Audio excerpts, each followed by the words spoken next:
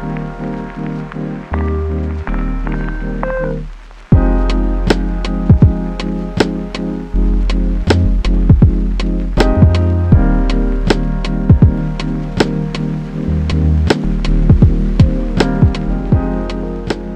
folks, thanks very much for watching the very first Any Given Saturday video. I'm joined today by Carter Bryant, Mr. Power Hour LSU, and the king of LSU live streams and lemon pepper chicken wings. Yeah, gotta get that lemon pepper. LSU football is his passion, and for those that don't know, Carter has a fantastic YouTube channel that covers everything LSU football news related. He uploads great videos daily.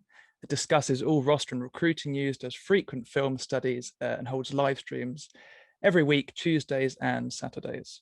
Right. And I thank you, Alex, for joining me. And obviously, you know, you're English. And obviously, you know, it's interesting because a lot of people that watch what I do are going to be, you know, coming over and enjoying your first ever podcast guest. And you decided to have me on the show. And I was hearing about some of the potential guests you have in the pipeline, and you choose me. Are you kidding me? Oh my goodness. It's an honor to be here. And it's interesting. Obviously, you know, just based on your accent and just based on people that will come by any given Saturday, there you'll have some soccer fans that come over and watch.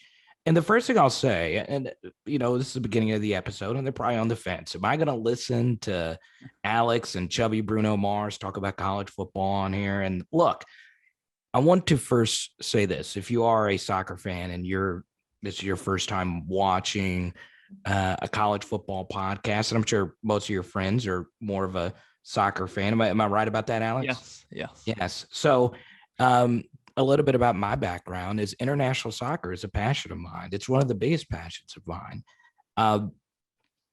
I've gotten to meet Sir Alex Ferguson, which is still the coolest thing that's ever happened to me in my career. And what's interesting is there are quite a few of the viewers on the channel that are fans of soccer that fell in love with the pageantry of college football. Yeah. And out of any of the American sports that we have, soccer is the closest that we have to college football. Yeah. And college football is the closest that we have to soccer as far as fan bases and chants and how important a game is whenever you're playing at Stamford Bridge or Tiger Stadium or Old Trafford or Anfield, the new, whatever you want to talk about. Yeah. It's very important. And I think if there was a soccer fan that was interested in American sports, there is nothing quite like college football. Some of the ridiculousness of the sport, some of the I know obviously, you know, derbies are huge in soccer. Yeah. In college football, we have the Egg Bowl, we have the Iron Bowl, we have derby-esque type of rivalry matches. Ironically, LSU doesn't really have a big one.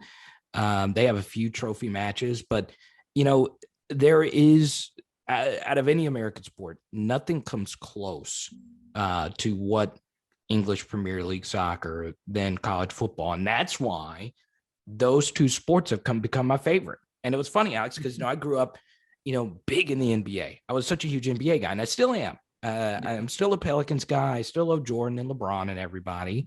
Yeah. But what ironically drew me even closer to my LSU fandom, growing up an LSU fan and all those things, was my love of soccer. And I feel the same way walking into Tiger Stadium than I would feel, you know, my dream is to go to Anfield, go to Liverpool. Yeah. That's a bucket list item. Me and my girlfriend are already talking about it. That's what I want to do.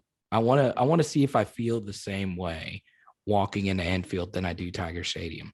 And I think I would. There's nothing quite like a night game in Death Valley. So, you know, if there were the soccer fans, and I know most people watching this are going to be college football fans, but there is legit some real big parallels between the two sports. Yeah, for sure. Yeah, most certainly. Well, the first question I want to ask you is sort of how are things going in Arkansas today? It's okay. You know, I'm I'm actually, spending more time in Baton Rouge now, Right. because that's where family is. And, Yeah. It's interesting. I don't think of myself as necessarily really being any one certain place. Yeah. Next week, I'll be in Dallas. I move around quite a bit. Sure. So yeah, Arkansas is fun. I grew up in Arkansas. I still spend some time there. Now that everything's opened back up, I've been spending more time in Baton Rouge in a small town called New Roads, Louisiana. And it's cool. And ironically, Arkansas has a fan base of really diehard fans, but they don't win. Yeah. So a parallel will be if you're a West Brom fan watching this and you're diehard into this, or whoever you want to mention, Barnsley or whatever. It's they're AFC Richmond, if you want to get into some Ted Lasso there. But if Arkansas is a very dedicated fan base, and they never win in football. They don't. They win in almost every other sport, but it's unbelievable the parallels between those two sports. And what's very interesting now, Alex, is that college football is this sport where you can experience it anywhere. One of the biggest viewers of my channel lives in the Ukraine and is a diehard, ironically, Lazio fan in Italy, but he just fell in love with LSU football and fell in love with the channel. So I love how global the sport of college football can become. And I freaking love it. I flat out do. And I'm very excited to be here with you. Someone that is not a P1 demo for college football. And I'm glad the sport is growing. Yeah. And it's just going to keep growing as well, isn't it? I mean, right. Okie dokie. So your time at LSU, let's talk about that for a little bit. Am I correct in saying, and I did have a little look at your LinkedIn, I hope you don't mind. That's fine. I just want to do some research properly. Am I correct in saying that your first year at LSU was 2007? Yeah, it was 2007. So I was there when LSU won one of their national championships in the modern era. So that was really cool. I was there, and that was a Glenn Dorsey team. He was the star of that team. And then, Matt Flynn, Jacob Hester, all those guys. It was such a great team. Yeah. And, they didn't have any real stars on that team. They had, I believe they had 0 Pro Bowlers on that team. So yeah, it's interesting how good that team was. It was such a fun team. And 2007 was the craziest season in college football history. They still talk about it. Yeah. With all, LSU was the first 2-loss and the only 2-loss national championship team post 2000. And it was ridiculous how many lucky things had to happen for that team. So it was wild. It was absolutely wild being on campus for all those crazy games. And that 2007 team was down by double digits, I believe, in 5 games, and they won all 5 of them. Ironically, the games that they lost were games where they were actually ahead. So that was during a very chaotic period of LSU football. And, that's what makes college football great, is the pure chaos of it. However, in the past decade, the sport has been dominated by Alabama, and it's been dominated by Clemson, and it's been dominated by Ohio State. Those 3 programs, along with Oklahoma's and Georgia's, and ironically LSU in that next tier. So it was a fascinating time. I enjoyed my time at LSU. I really did. I was a part of the journalism program there. And then, I kind of bounced around. I took some time off, and I moved to DC and took an internship with Sirius XM satellite radio.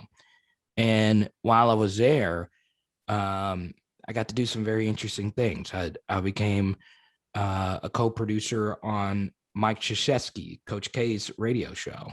And that was interesting. That was one of his last national championship teams the year that I was there. And it was fun. And then I got involved with international soccer, which was always a passion of mine.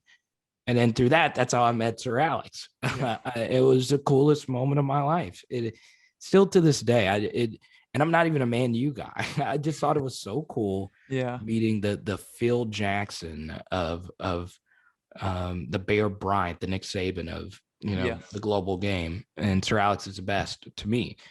I know there are people that say Guardiola or whoever, but yeah, it was cool. And then I came back to LSU, finish out my schooling, and then I've done a lot of different LSU projects, and ironically, the one that I've done on my own is the one that's been up to this point the most successful. Sure. Yeah. Nice. Yeah. No, I was just adding on to that. I was just going to say that I did watch your video the other day you took when Barcelona were playing in DC. Yeah. Yeah. I saw that. It's wild. You saw that. Yeah. And Alex, you watch our stuff frequently. We chat on Instagram quite a bit. I don't really like to share that I did that, because the reason why I don't is because I don't like to come off as a brag. I hate. I mean, stuff it doesn't come across like that. Yeah. So for those that don't know, I get chills talking about it because it was the greatest moment of my career. And I remember going to my boss and saying, I get chills thinking about it. I'll never experience anything better than this. It's impossible. Yes. So I got to meet Sir Alex Ferguson. We got to do an interview with Sir Alex Ferguson on our Sirius XM show. Yeah. And I was shaking the entire time internally because it seemed as if that was something, and I don't get starstruck. I don't. Yeah. I had gotten to meet Steven Gerrard a year after that, and Gerrard's my hero. But, Sir Alex was different. He just seemed like he's a god, Yeah. And, meeting him and talking to him, and I think the interview we did with him is posted somewhere was cool. But what was even better was Guardiola let me come into a practice. Guardiola and the Barcelona media team let me go into a practice with the camera. And they let me take the camera, and they let me go on the field with the players. And the only player that wasn't there's only two players that weren't there, Messi and Mascherano. They were doing Copa America. So still, Xavi, Iniesta, Busquets, David Villa, Valdez, all these legends. Okay. Yeah. I got to shoot a video, and I think I just posted it. I was just doing it out of fun, and it wasn't really professional because I was laughing the entire time, Alex. I had an out-of-body experience. I did it because I grew up playing soccer, and to see the game played at that level. Yeah. It's the same way I felt watching Tyrann Mathieu play football when I got to stand on the field and watch the Badger play football. He was playing a different sport. Yeah. I felt the same way when I got to see Xavi and Iniesta. And that video has gotten over 1.4 million views. Last I checked, and it was like a month or 2 months ago. And it's still the coolest thing to see the greatest team of all time. And obviously, so many people sent me messages about that, Alex, and they said, oh, it sucked that Messi wasn't there. And yes, that's true. You would have liked to have seen the God of all gods play up close like that. But I can't complain about that. Yeah, you can't. And no matter what I do on the LSU channel, even though I love LSU football more than I love European soccer and Liverpool and the Pelicans or whatever, there will never be anything I do in my career that is better than that. I could, meet Joe Burrow and Ed Orgeron and do an interview with them, and that would obviously be the best thing. But there's not many Americans that could say that they got to see Barcelona that up close and personal. And to tie that in with college football, what's really crazy about that is I look at all these very successful YouTube channels, and it's so hard to get 1 million views just on anything. Yeah. And that showed you that some regular dude could document the beautiful game. And I feel college football is the same way. I think college football, there's an authenticity to it that's a little bit different than that of the NFL. And I like the NFL a lot. I love all major sports. but college football has something about it. It's a magic, Yeah, I was if gonna you say. will, Yeah, that it kind of ties in with soccer a little bit different. And I'm glad you asked about the Barcelona thing, because it's now making me think like, well, there is something that makes me feel the same way I feel around just the chants of soccer and some of the chants that you hear in college football. And look, the NBA and the NFL, they have some really magical environments. The Superdome for a Saints game. And then it was cool seeing Madison Square Garden getting a playoff game with the Knicks or whatever. But it's nothing like college football, man. It's nothing like the tailgating and yeah, the culture and the mom and pop gas station that lives and dies by the success of the college football team. And that's what really drew me closer to college football, ironically, was European soccer, because I don't know exactly what it is, but there's a certain type of magic that draws you into both of those sports. yeah. Yeah, no, very well put. Just quickly circling back, sort of why did you want to go to LSU? So you mentioned my time in Arkansas, and Yeah, I'm always near and dear to Arkansas, but I have no family in Arkansas. I had my parents and my brother, and that was it. LSU was home for me. Baton Rouge is home for me. New Roads is home for me. If you tell me where home is for me, it's Baton Rouge. It's Tiger Stadium. That's my house. That is where I'm the happiest. So, that's why I wanted to go to LSU, because I grew up. It's because of the football team. I grew up a fan. yeah, So yeah, it was great. LSU is a great campus.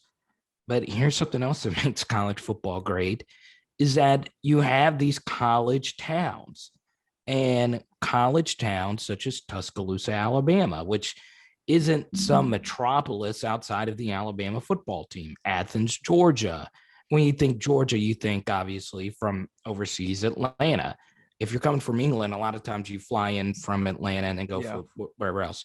So, you had these college cities that kind of resemble, uh, Liverpool and other cities like that. So yeah, it's very interesting. And Baton Rouge isn't necessarily a college city; it's a Louisiana state capital, but it's very similar. So obviously, I really, really, really enjoyed my time, and Baton Rouge is just magical. It really is. And obviously, New Orleans is an hour south. Lafayette is an hour north. So yeah, it's Baton Rouge, LSU was just fantastic. yeah. Okay, excellent. So yeah, I guess just was working in sports media something that you've always wanted to do? Was that sort of a dream from the beginning? Yeah. So there's a famous sportscaster. His name was Stuart Scott, for Sports Center. And he opened up the doors for me, because when I first started watching Sports Center, I saw a bunch of people that were, they were really good. Keith Olbermann, Dan Patrick. And, while those guys were fantastic, they didn't look like me. And Stuart Scott was the first broadcaster who looked like me. And, as a person of color, it's a little, that what Stuart Scott did was groundbreaking. He is, you will enjoy watching Stuart Scott doing a highlight reel as much as you'll enjoy watching Messi take free kicks or I mean, he read a highlight better than anybody that's ever walked the face of the earth. And he died of cancer, years ago.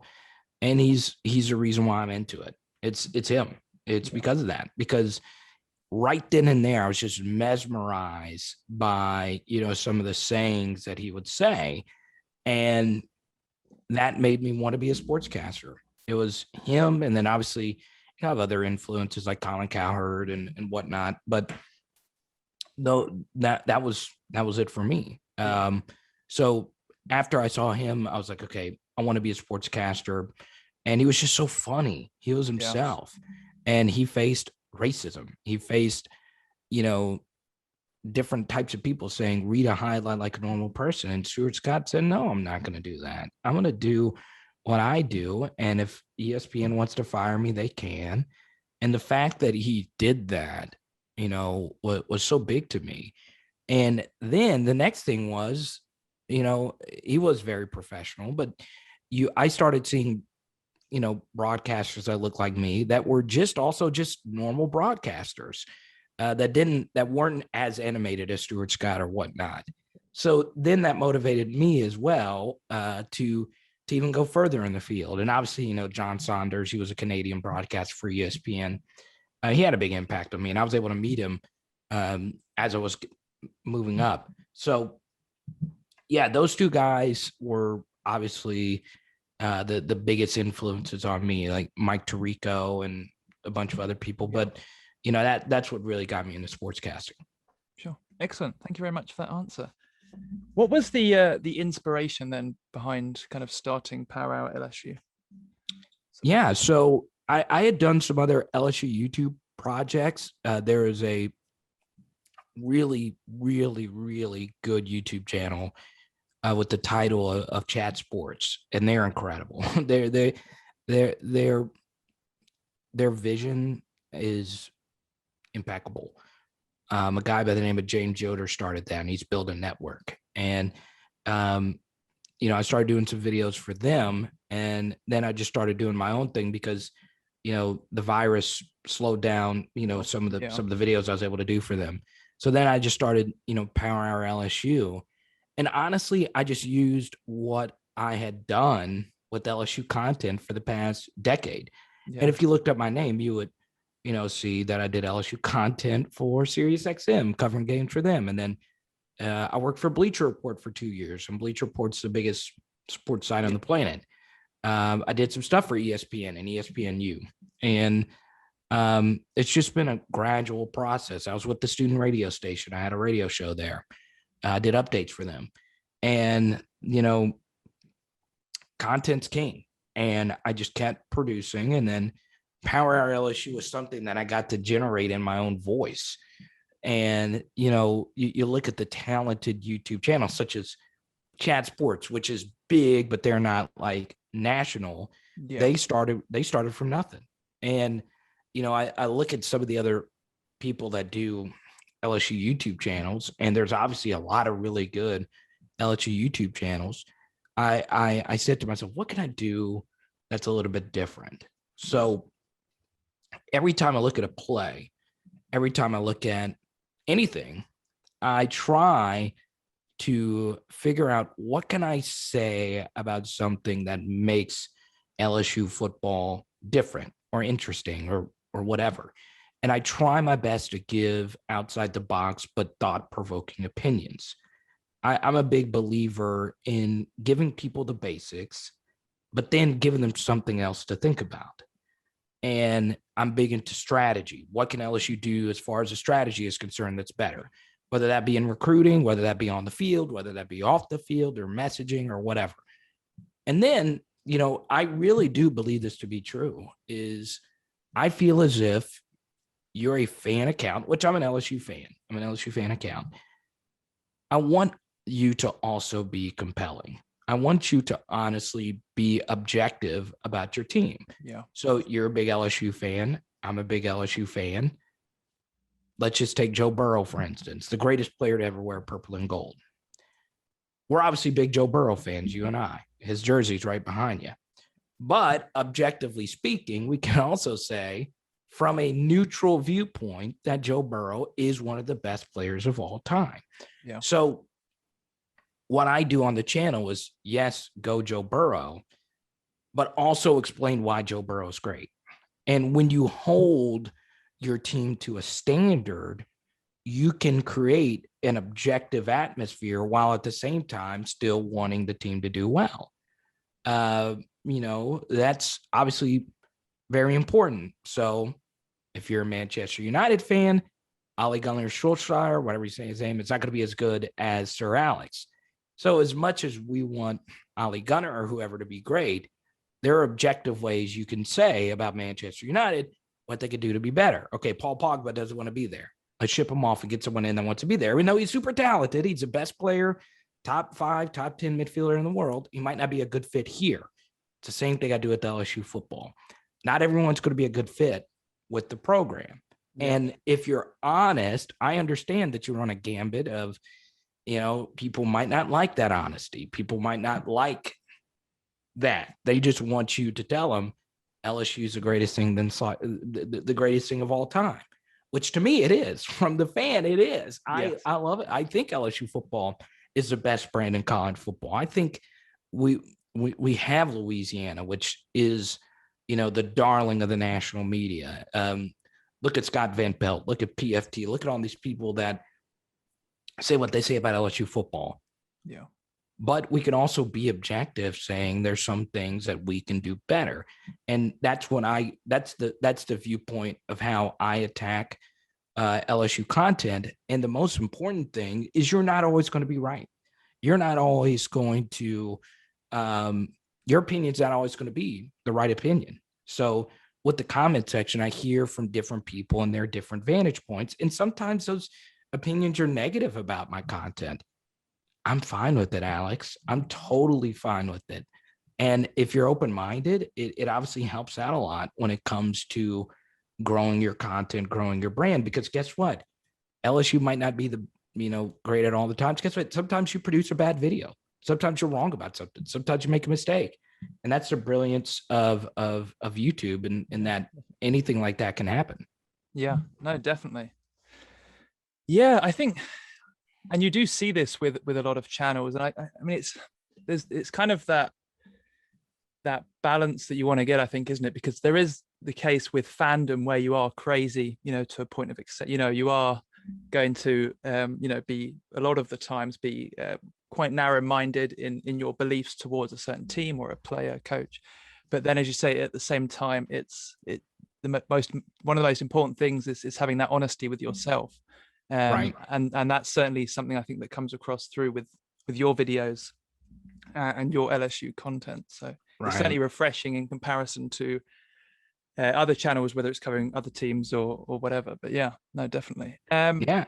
So then, what are some of your goals for the channel? I know you've kind of talked about it quite a few times in individual videos. You've said that you want to have 10,000 subscribers before the season begins. Are there any sort of other long-term goals you want with the channel, or a certain direction you kind of want to take it? Yeah. So once you have some success, people want to know about your channel and what you're doing to be successful. And I take phone calls all the time about what's next for the channel. Obviously, it's constant attention of some powerful people. Some people I can't, I'm not at liberty to say, which is obviously really cool. But it's obviously, very important to remember that the most important person is the person that's with you right now. Okay. So for instance, I got a big video I'm producing today, and I might push it till tomorrow. It's on Derek Stingley Jr., one of the most compelling LSU players of all time. And, I take it very seriously. I want this video to be one of the best videos I've done. Yeah. And it's a story about him potentially playing both offense and defense next season. And I could just post a video and it just be clicks and people are going to watch. But I want it to be the best Derek Stingley Jr. video of all time. Yeah. So what I've been doing is running numbers to see if this is actually something that's been done in recent seasons. And I've been shocked to see how many defensive backs have also played offense, way more than what I initially thought. Right. Yeah. So, you talked about goals. I throw 10,000 subscribers out there. The biggest thing that YouTube doesn't want to tell you, though, is that it's not about subscribers. It's about people. Okay. Mm-hmm. It's about, do people actually watch what you're doing? You can watch a lot of channels and see that they have hundreds of thousands of subscribers, but if nobody's watching, it doesn't matter. Yeah. So that's the most important thing is, you do want your channel to grow. You do want people to catch your attention. And, it comes down to how undeniably great can your channel be? There's obviously a lot of different things that you can do to make your channel better. And, a goal of mine is to continue getting to 10,000. Now, my dream is, of course, to hit 100,000. And then you get a silver play button and you get the whatever.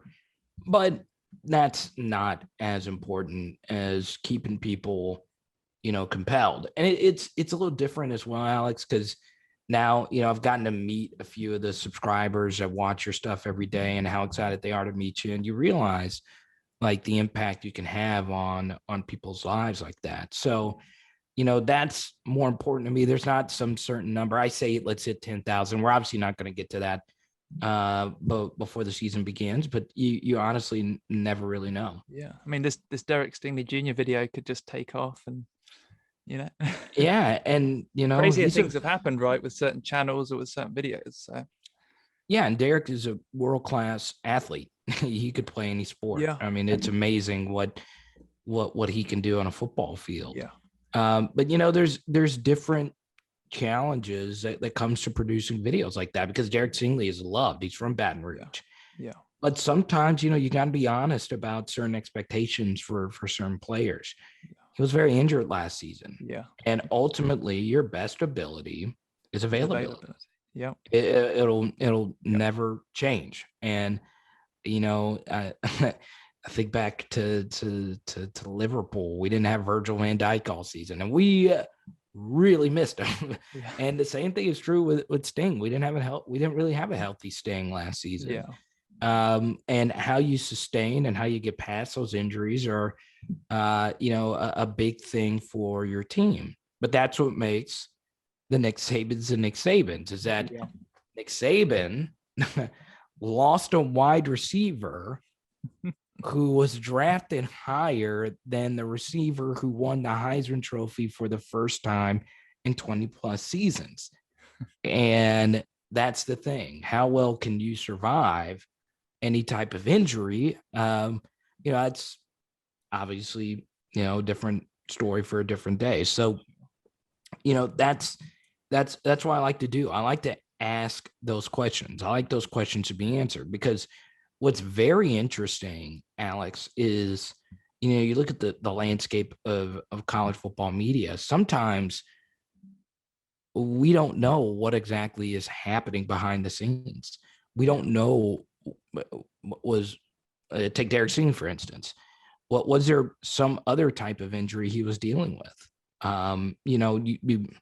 There's so much that happens that you don't know about. Yeah. And that's something else that I do on my channel. And if someone was watching this, always come from a perspective that you don't know everything. It's impossible for you to know everything. Yeah. These are 17, 18, and 19-year-old kids. And I'm always very careful with how I address it. So take the Eric Gilbert story that just never ended. Yeah. And, I did something a little immature as far as, when he finally announced that he was going to Georgia, I didn't mention Eric Gilbert by name, but it wasn't necessarily a shot at Eric Gilbert. It was just me tired of saying his name and following the story, because ultimately in college football, you want the players to do what they feel is best. They're teenagers, right?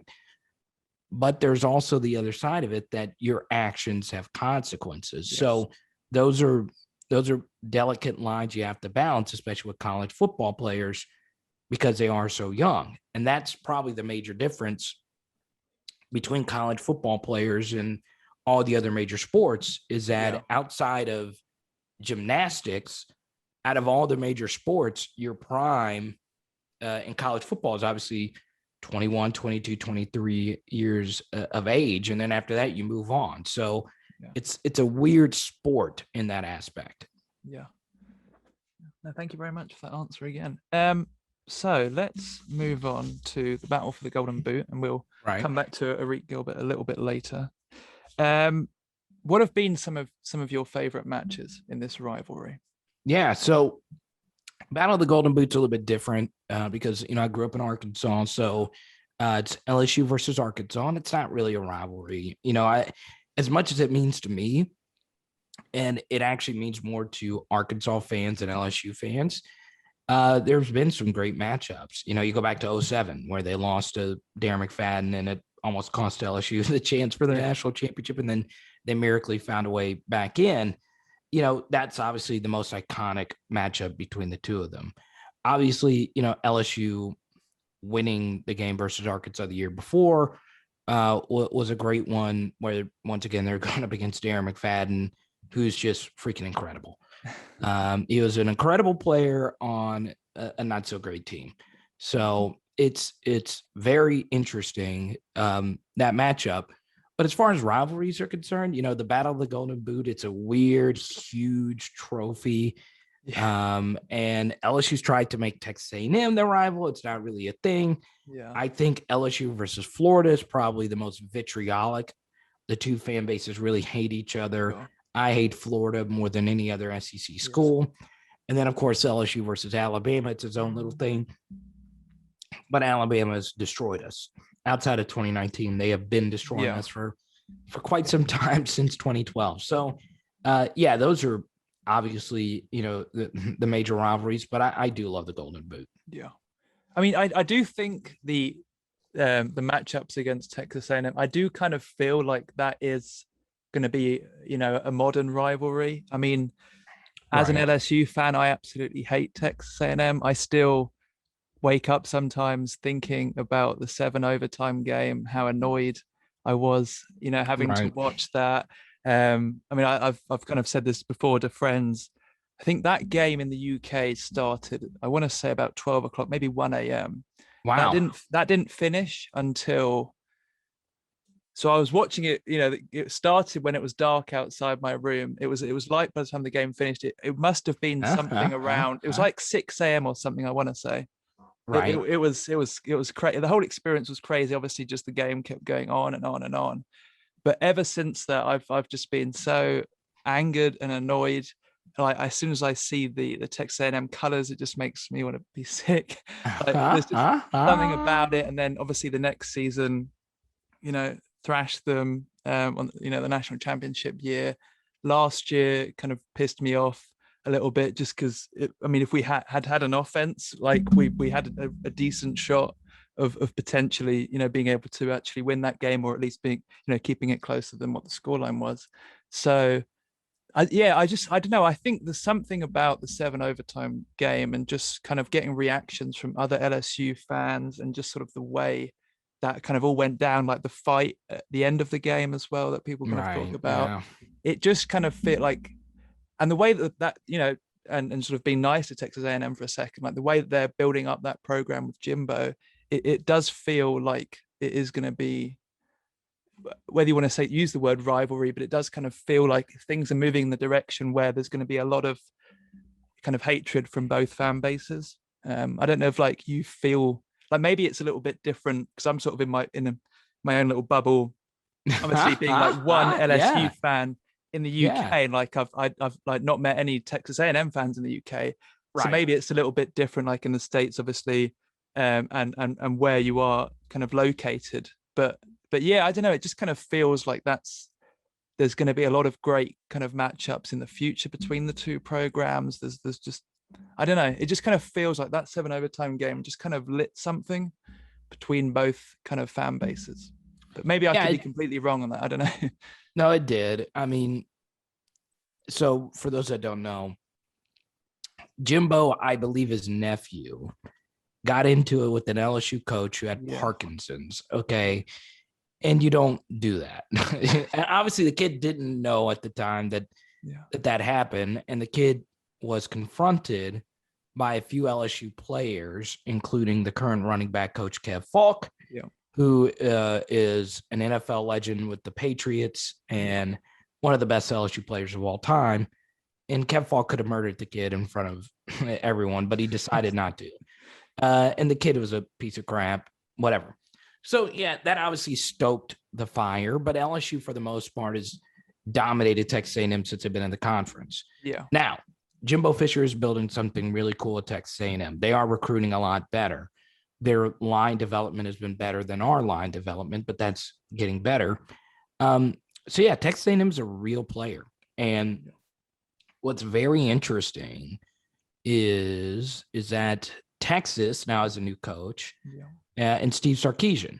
So, ironically, what would be good for LSU is for Texas to get better, because that means Texas will recruit some of the athletes Texas A&M and Alabama have been able to get out of the state of Texas, because Texas has obviously not been that great.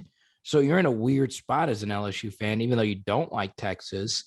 per se, it might be a good thing if the Longhorns actually get better, because Texas A&M right now is getting a lot of really good players out of the state of Texas, and that's where most of their athletes are going to come from anyway. So it's going to be a fascinating thing with Jimbo Fisher over the next couple of years, because I'm interested to see how his offense is going to run now with Kellen Mond not being his quarterback.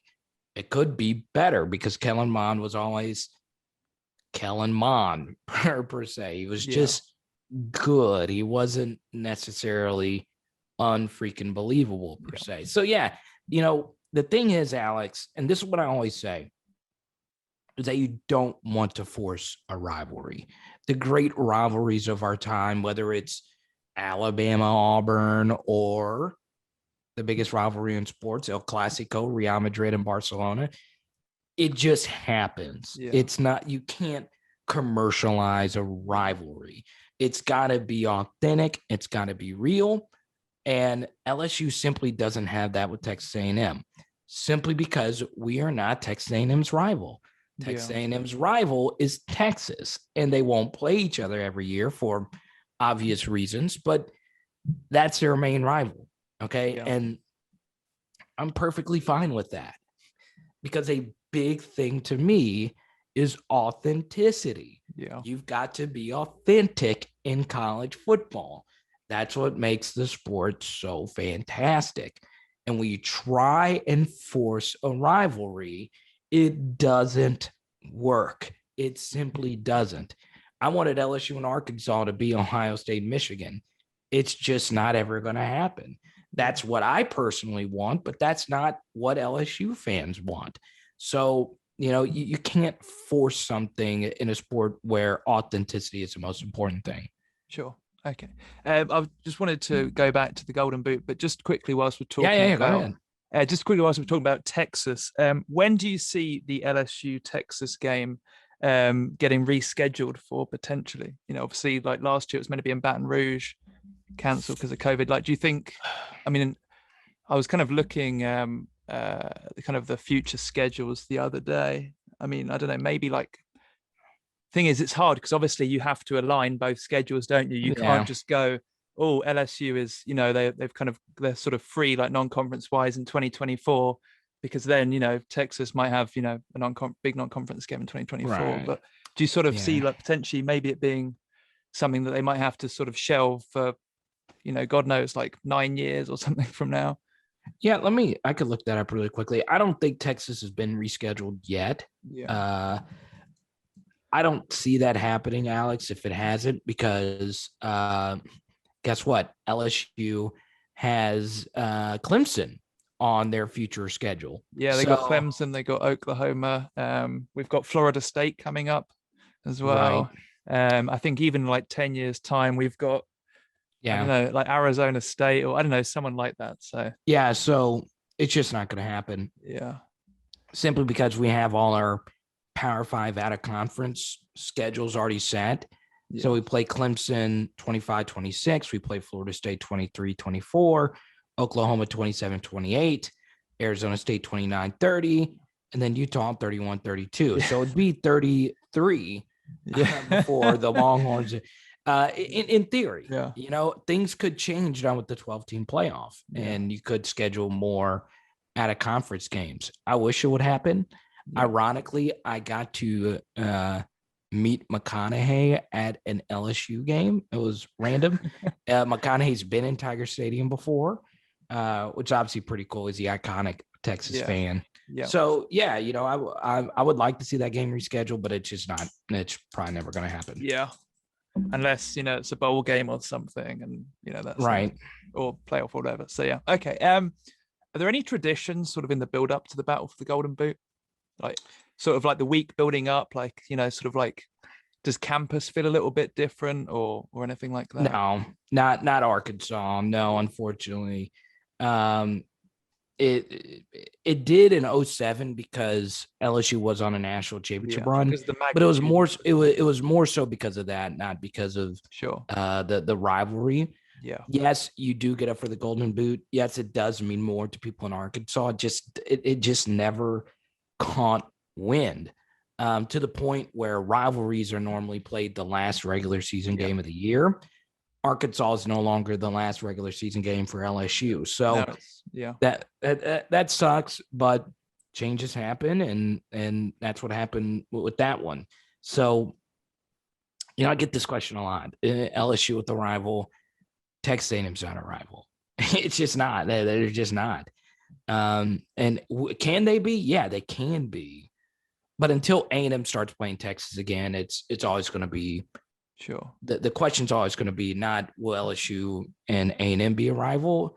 The question will be, will A&M and Texas ever play again? And that's just going to be the question from now until the end of time. Yeah. Okay, cool. So yeah, you've mentioned a number of times on your channel about the importance of the battle for the Golden Boot, particularly for people in kind of northern Louisiana and South Arkansas. As someone who now, I mean, I know you say you spend time in different places, but as someone who lives in Arkansas, is there sort of in a good way, I don't mean this in a bad way, but is there kind of a certain feel like, you walking down the street in LSU gear?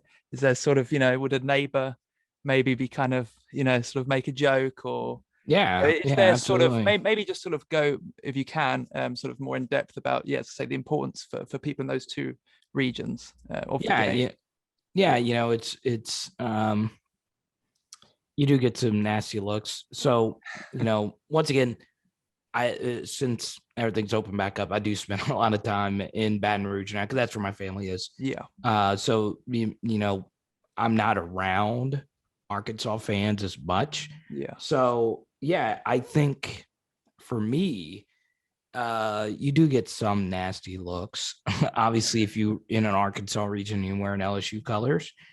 So you do get a little bit of that. It's probably not as vitriolic as some other rivalries are, but you do get some nasty looks from time to time if you're wearing some LSU gear. And then just kind of the final point really on the battle for the Golden Boot. It certainly feels like moving forward that this does, and I'm going to try and not use the word rivalry as we've gone ahead. Yeah. But it certainly feels like this is going to be, there's going to be a lot of great matchups for the future, at least at the moment in the way that Sam Pittman is kind of moving the Arkansas program forward. I mean, you look at kind of last season, they picked up a couple of nice wins. There was 3 games where they lost by 3 points or less, and it just feels like a completely different program. Right. To what Chad Morris left it back in 2019. I mean, it was like, beyond being in the gutter, it kind of felt like, and I don't mean that as an LSU fan to sort of talk badly about Arkansas, but it's kind of, already it feels like a completely different situation. What Pittman has been able to do in essentially a year to kind of turn it around. Yeah. So I like Arkansas football. For my friends, they've been waiting so long for there to be a winner. And Arkansas obviously got really excited with a 3-7 season, which was pretty huge for them. The thing about Arkansas, though, is that they're never going to recruit where they need to be able to recruit with the LSUs, the A&Ms, and now Ole Miss with Lane. So I hope Arkansas becomes better. They did lose 2 huge coaches, one of which just went to LSU. Brad Davis, our offensive line coach, and they also lost Justin Stepp to South Carolina.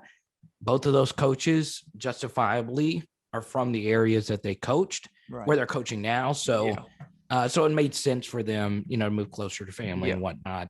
So it's hard for Arkansas to catch some slack per se. They're a cursed fan base. I hate to say it. They dropped a foul ball that would have won them a College World Series a few years ago. They got some things going in basketball, but football wise, it's just going to be so hard for them to recruit where they need to recruit.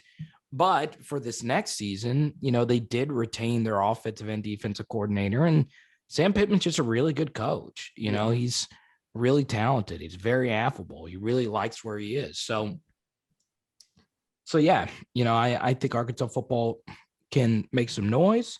So we'll see what happens with them. Yeah. Okay. Awesome. Well, I mean, you mentioned Ole Miss, sort of transitioning then to a similar topic on rivalries. What does the Magnolia Bowl mean to you? Kind of much like for Arkansas, like is there a certain feeling on campus, in the build up to playing Ole Miss, or is it still not? Is it just kind of like, oh, it's another SEC game which has a big trophy if whoever wins it, sort of thing? Yeah, it's nothing. I mean, there's no, it's nothing. Obviously, the most compelling thing is Ed Orgeron and Lane Kiffin are really close. Yeah. So, Yeah. that's the most compelling thing about those two going up against each other, but it's nothing. There's obviously some distant LSU versus Ole Miss history. Billy Cannon and the Halloween punt return run in 1958, or 59, I don't remember. But he was the last Heisman Trophy winner before our dear Lord Joe Burrow. But yeah, it's interesting, the history between LSU and Ole Miss, but it's not really a thing. It really isn't. But obviously, Ole Miss is going to get better, and Lane Kiffin's always going to be one of the best play callers in college football. Yeah. Do you see Lane Kiffin hanging around in Oxford for a while? I do. Or do you kind of see him maybe springboarding from Ole Miss to another job down the road? Well, it'd have to be a really good job. Yeah. It'd have to be, obviously Alabama's not opening up anytime soon. Oklahoma's not. If Lincoln, he would have already jumped to the NFL by now. Yeah. So yeah, I just don't see Lane going. It would have to be for an NFL job, but would he want to go back to the NFL? I don't know. I think Oxford's just a good fit for him. Yeah. He's a frat looking guy named Lane. I mean, what could be better? That's a perfect fit. So yeah, I just I just don't see him leaving anytime soon. I really don't. Well, it's funny you should mention Alabama, because I'm going to throw something at you now. Yeah, go on ahead. Lane taking over from Saban when he retires. Thoughts? And I'm not saying this is what I think, just a random idea. Yeah, so Saban signs an extension 2028. So that would be when he's 78 years of age. Yeah. How old would Kiffin be then, sort of roughly? Kiffin's probably in early 40s, he's late 40s, early 50s. So still coaching. Yeah. It would depend on if he was still at Ole Miss. It would depend if he had won a certain amount. Yeah. Obviously, the biggest name that's going to be connected to Alabama's job is Dabo Swinney, because Dabo played there. I just don't see a scenario where Dabo ever leads Clemson. I don't. And he's carving his own legacy at Clemson. Like as big as like the Alabama job would be, it feels like that would just be a sideways move. And I don't mean that disrespectfully to Alabama, but as you say, like it kind of feels like Dabo's going to be at Clemson, as long as he wants to be coaching football, kind of thing, right? Yeah. I just don't see a scenario where that happens. So could Lane be the coach at Alabama? He's probably the second biggest name, because obviously he was the offensive coordinator there. Yeah. Steve Sarkisian would be someone that would be very interesting down the road at that spot. But, we're looking way down into the road. And then obviously the bottom line is, if Nick Saban is still there, Alabama's still going to be the best. Yeah. And look, I say that from an LSU fan. I freaking love LSU football. But, once again, there's some objectivity that's got to kick in, and Alabama is Alabama. Yeah. Yeah, no, definitely. Okay. Okay, so the 2021 season, I really believe that 10-2 is the floor for this LSU team. And the anything floor. That's the floor. I mean, let's be real with ourselves. Anything less than that, I think, would be a massive disappointment. Oh, okay. So you're saying that's the fan floor. Okay, I see what you're saying. But But you're not saying that you don't see a scenario where LSU can lose 10. That's not what you're saying.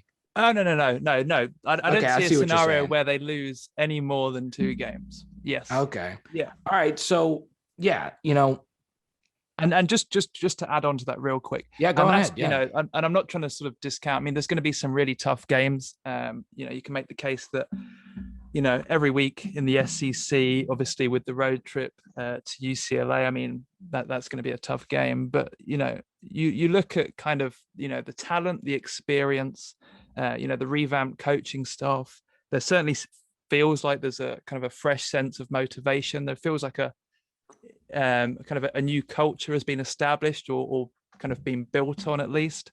Right. A lot of kind of the negative things sort of that kind of felt like they kind of seeped into the program last year. It feels like they've kind of been kind of got rid of and kind of cleaned up. So yeah, I just think there's a lot of positive momentum currently going for LSU. As I say, you're talking talent, you're talking experience. The new coaching hires seem to be paying off, to begin with, at least. So yeah, like, what do you think? 10-2 should be the kind of the minimum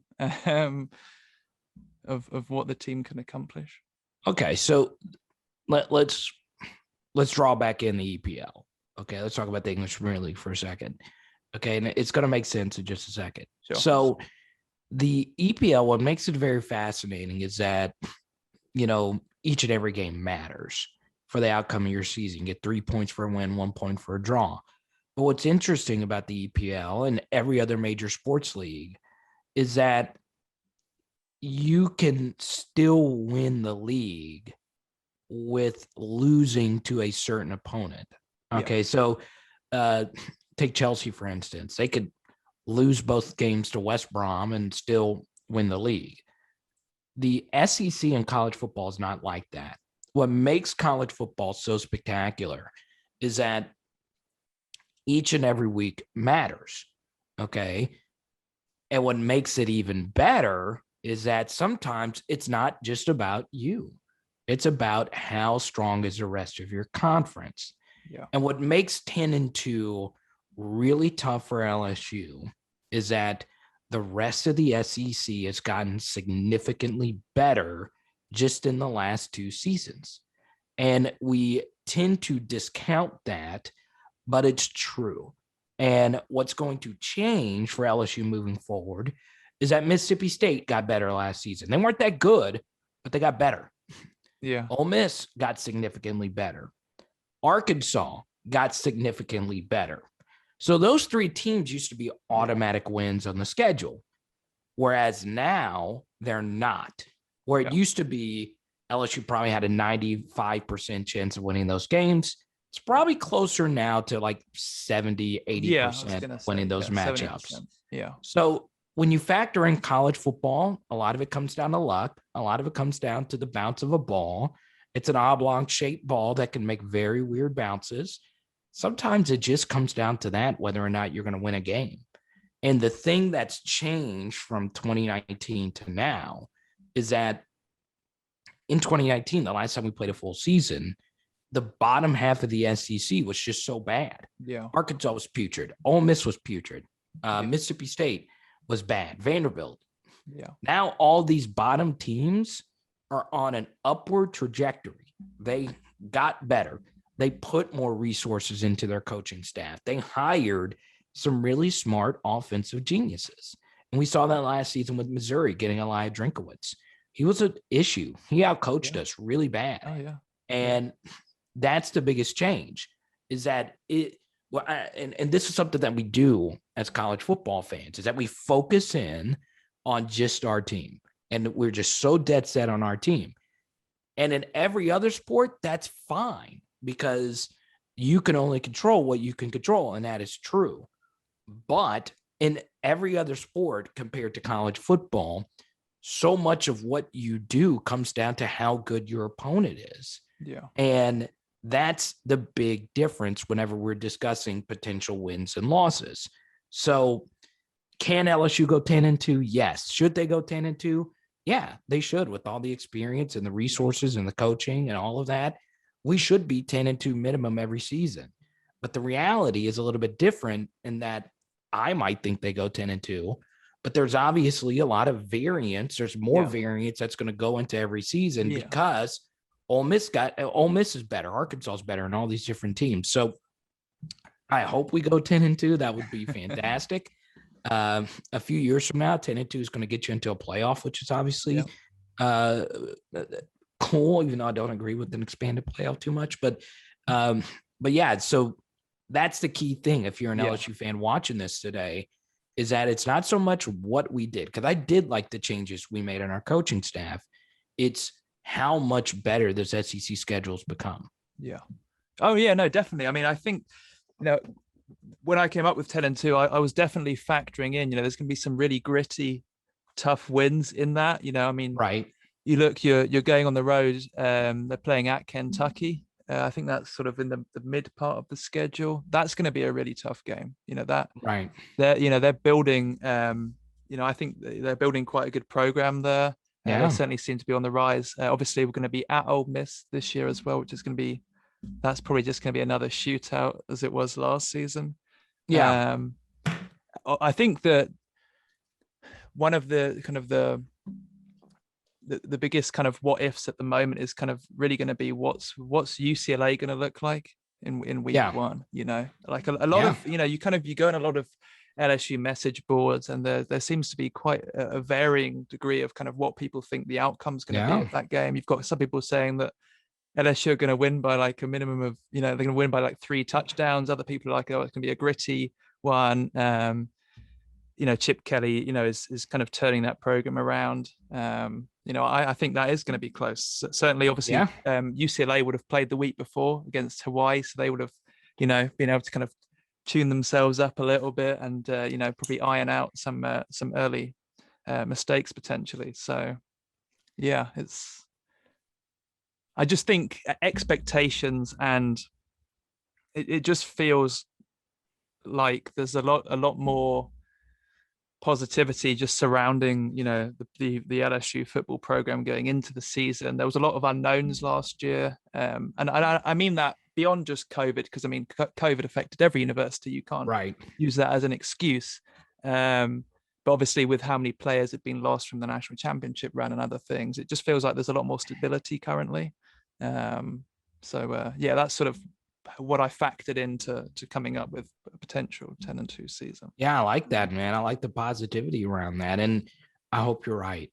I really do. I would gill for a 10-2 season, but obviously I would gill for another college football playoff. But that's the thing, the 2019 team, it didn't matter who was on the schedule. The New England Patriots could have been on the schedule. Yeah. The 2019 team was so undeniably good that they were going to beat whoever was, sat out in front of it. And, the reality of that situation is we may never have a team that good again. Yes. I don't know if there will be ever be a team that good again. So, we'll see what happens. Obviously, UCLA is going to be a tough one, but 10-2, I'm with it, Alex. I'm all in. I'm going to go on my channel and say, look, this British guy who thinks we're going to go 10-2. So I'm with it's obviously really cool, Alex. God, I will love it. You're getting me excited, man. I'd already gotten some excitement yesterday when I saw Joe Burrow and Jamar Chase in their Bengals uniforms. Yes. I was like, oh yeah, let's go. I'm excited to see him. But yeah, man, I'm fired up. I really am. 10-2. Let's go. Let's go. So sort of transitioning then from that, your gut feeling, who do you think is going to be the week 1 starter at quarterback? I think it'll be because I keep changing every day on this. Right. Honestly, I think having lunch and I'm just like, oh no, I think it's gonna be this guy. Then it's just. I think what they're gonna do is they're gonna put John Trey Kirkland at quarterback. I think it will be Miles Brennan. I think they'll go in that direction. If the offensive line's fixed, I'm totally fine with it. If it's not, I would rather Max Johnson. So there you go. Yeah. Okay. That's a good answer. Yeah. Do you think this will be the best defensive front LSU has had in some time? There's just such an abundance of talent there. So much experience. It just feels like they're getting ready to wreck O-lines and game plans. Yeah, I think they'll be good. Obviously, there's some run fit issues that LSU's got to get fixed. Yeah. But yeah, I think this front could be really good. Ali Gay, Andre Anthony, Neil Farrell, Mason Smith, Jaquelin Roy. So yeah, I think they could be, but you also got to remember the game has changed a lot from when 4-man fronts were dominant. A lot of people do 3-man fronts now. That's what Dave Aranda did. So if you're going to run a 4-man front, those guys have got to be better playmakers. So we'll see what happens. Yeah. outside of Mason Smith, kind of what other defensive true freshmen do you see kind of getting important playing time early, if any? Sage Ryan's going to be obviously the biggest name. Yeah.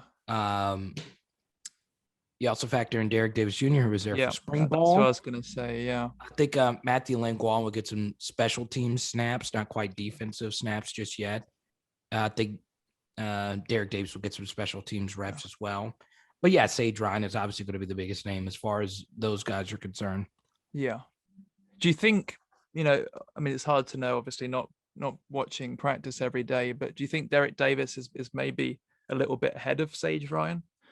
Just because he enrolled a little bit earlier, didn't he? So yeah, and not only that, Sage played a lot of offense when he was in high school. So yeah, probably so. But I think Sage will eventually get his opportunity to get some defensive snaps. Sure. And they'll slowly work him in on special teams just to get him acclimated. Yeah. Okay. And then I'll flip that question then to the offense. Do you see any kind of offensive true freshmen getting some important playing time early? I mean, I guess one name for me that comes to mind straight away would be Jack Besh. Yeah, just for his wide receiver, tight end hybrid skill set that they're potentially going to use. Yeah, it's ironic because he was I believe he was the lowest rated of those players. Yeah. Chris Hilton, Deion Smith, Brian Thomas Jr. and crap, drawing a blank. Either way, Malik Neighbors. Yes, I think they're obviously really good. I think Besh will get some early playing time. I think the more interesting would be Armani Goodwin and Corey Kiner, the true freshman running backs who Ed Orgeron likes a lot over a pretty big money year for John Emery and TDP. So, it's obviously going to be a big question mark. How quickly can those two pick up the offense as well from running back? Sure. Yeah. Well, that was going to be my next question. How much pressure do you think there is on John Emery and TDP this season? A lot. Their health is going to be big. Catching out of the backfield is going to be big. And, you referenced it. This is a big year for them as far as their NFL futures are concerned as well. Yeah. Yeah. And that was one of the things as well, wasn't it? Last season, it was their health, but then there was the inconsistent O-line play. And so it becomes hard to evaluate whether it's their own development, doesn't it? Or if it's the case they weren't put in good situations last season to succeed, right? So, and that's why they gave Brad Davis $850,000 to open up holes in this running game. Yeah. So how the offensive line blocks is going to be interesting. Yeah. How Jake Peets actually views the offense is going to be interesting. Yeah. So we'll see. Obviously, Jake Peets being Christian McCaffrey's old coach in Carolina, catching out of the backfield is a big deal for him, and that's something LSU didn't have they have with Clyde in 2019. Yeah. Let's move to the linebackers now then. How do you kind of see the linebacker situation playing out this season? Mike Jones Jr. would sort of appear to be, I mean, he's only been in Baton Rouge for about 5 minutes, I think, but in terms of his prior college experience, he'd certainly, appear to be kind of towards the top of the depth chart. Do you see kind of Damone Clark lining up next to him? Baskerville obviously missed spring practice. How do you think that has maybe affected his position within that group? Or do you maybe even see, obviously we got a lot of talk about Bug Strong, and there's some great stories coming out about him. Do you see him kind of getting some playing time? Yeah, I think Mike Jones will be the starter. Yeah. As far as the other guys are concerned, obviously you play two linebackers more often than not. Yeah. I could see Clark, because of seniority, get it. I think the best duo would be Mike Jones and Micah Baskerville with Bug Strong mixed in there. Also, I like Jared Small, the former walk-on at a Baton Rouge Catholic high kid. So obviously well coached. Yeah. Had a really good spring game. So, I think that's going to be your linebacker room for next season. Sure. Okay. Kind of following on from that then, do you think it's concerning for LSU fans that we haven't heard that much about the development of players like Antoine Samper and Josh White at all? No, they've kind of been at the program for over a year and their names haven't been mentioned that much, it seems, by Coach O, or just like any of the media sort of reporting, from practice, or I think they were both kind of top, 150 players in their recruiting cycle. Yeah. Yeah, I think both of them will get their shots. Yeah. Obviously, we don't see what's happening behind the scenes. Yeah. We haven't heard either one of them get interviewed, but I think they will get their opportunity. And Josh White was really good on special teams last season for LSU. So they're obviously in the program. It's kind of a weird year for that 2020 cycle because those seniors came back for an extra year of eligibility. So, it kind of eats into their playing time that a guy like Damon Clark comes back. Yeah. So yeah, I think those are two guys that could definitely step up. Yeah. No, I'm just excited to see them at some point. I mean, yeah.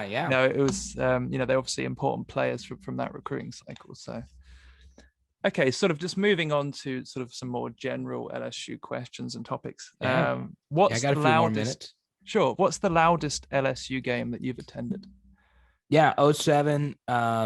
A lot of LSU fans will tell you this. 07, when they announced the USC score. Yeah. When LSU was playing Florida, it was so loud in there. It really was. That's the loudest. And then, when Joe Burrow ran out for the Texas A&M game was obviously pretty wild as well. So, I would consider those two moments to be just absolutely incredible. When I was at Tiger Stadium, it's so cool. Yeah. Were you at the LSU game when Joe ran out, or? Yeah, I was lucky enough to be trying to remember if I was on the field for that or if I was back up in the press box. I'm pretty sure I was still on the field. That moment was such a blur for me because it was just so chaotic. There were so many people down there. And, when Burrow ran out there with the EEAUX, whatever, it's just, it was just so majestic. I just kind of blanked out. It was just so surreal, covering that many LSU games and just seeing all of that unfold in front of you is just fantastic. Yeah, no, it was. I mean, it was amazing just watching it all the way back here in Brighton. Oh yeah, watching baby. that moment. So yeah, you said. I mean, you felt it coming through the TV. I know that sounds stupid, but you really did feel that moment, and you could just tell that they were going to put on an incredible performance as well. That game. So, obviously we mentioned Arik Gilbert a little bit earlier. I sort of want to approach it from a different angle and not so much in this case as LSU fans. What do you think can actually be learned from the whole Arik Gilbert situation and maybe the way everything was handled? Kind of, as I say, not as LSU fans, but just, for college football in general. So college I know that's a tough question. So college football is going to change out the other transfer portal and you're immediately eligible. So if you're LSU or just any college football program, understand that no one player makes your team. Even a transcendent tight end talent such as him. And even though LSU didn't get necessarily the best tight end replacement play from Cole Taylor, he still went out there and gave it his all. And I love Cole Taylor. I think he's more of a year 3 instead of a year 2 type of guy. I think not this next year, but the year after Cole Taylor breaks out. And you were still able to win the game with someone that was, doing his best, even though he did struggle. So, understand that that's important. Don't chase guys. Your best player of all time was a transfer. So, you never know what's going to happen with players. So that could be a good lesson.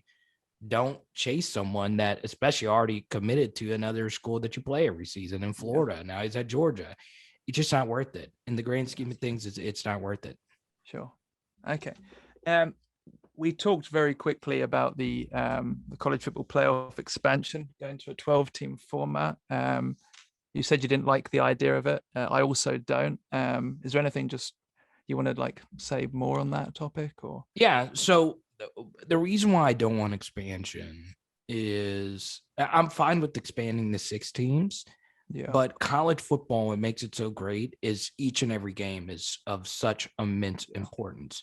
I think there's a lot of different changes that college football could do to its off season, such as 7-on-7 tournaments and scrimmages against other teams. That would be fascinating. But now that you expand, this, it's devalues some games. Now, in the grand scheme of things, I think it's going to be good for college football because obviously more Pac-12 teams are going to make it, and that's going to bring in the West Coast. Yeah. And a lot of Group of Five, we could finally get Group of Five teams in there that deserve their shot, such as Cincinnati or whatnot. Yeah. I just don't like expansion because this is going to guarantee the Alabamas, the Clemsons, and the Ohio States to get in every season. Yeah. And I'd rather beat Alabama just once instead of rematching them. So, that's just how I feel about it. Obviously, I understand that there are a lot of pros to expansion. Monetary wise, it obviously makes more money with the playoff and all of that. So I get that. I understand it's all about money in the grand scheme of things. And it will be healthier for college football in the long term. I just think you lose purity to whichever sport you play with playoffs and expansion. And we're seeing that in the NFL. We've seen that in the NBA. And, it sucks. It honestly sucks. But we'll see what happens. Yeah. Where do you see LSU football in 5 years? I think they're going to make it to another playoff in the next 5 years. If Ed Orgeron makes a few changes as far as game development is concerned and player development, if he continues to recruit at a top 5 national level, it's going to be hard for LSU to not make the playoff, especially with expansion coming here in a few seasons. So I think they'll get back to playoffs. And I think in the next 5 seasons, LSU will win another national championship. I hope. This is where the LSU fan comes into the objectivity side of things. My LSU fandom is, it's all I think about. LSU football 24/7, 365.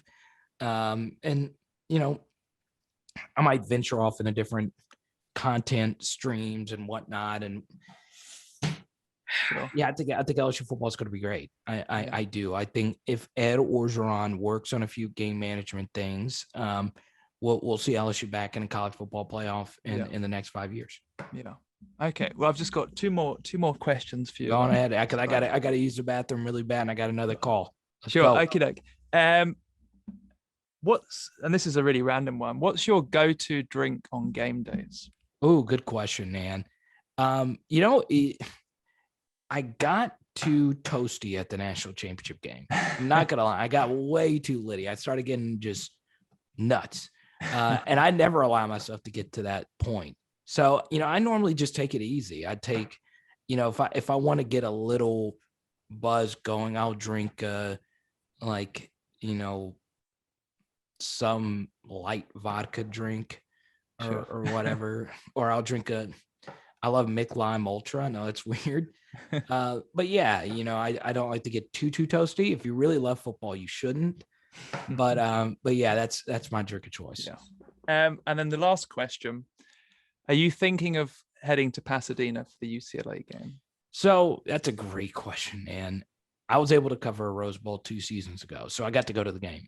Yeah. And I got to cover it. I got to go to the parade. There won't be a parade, obviously, for LSU UCLA. And the Rose Bowl is the best venue in college football. Yeah.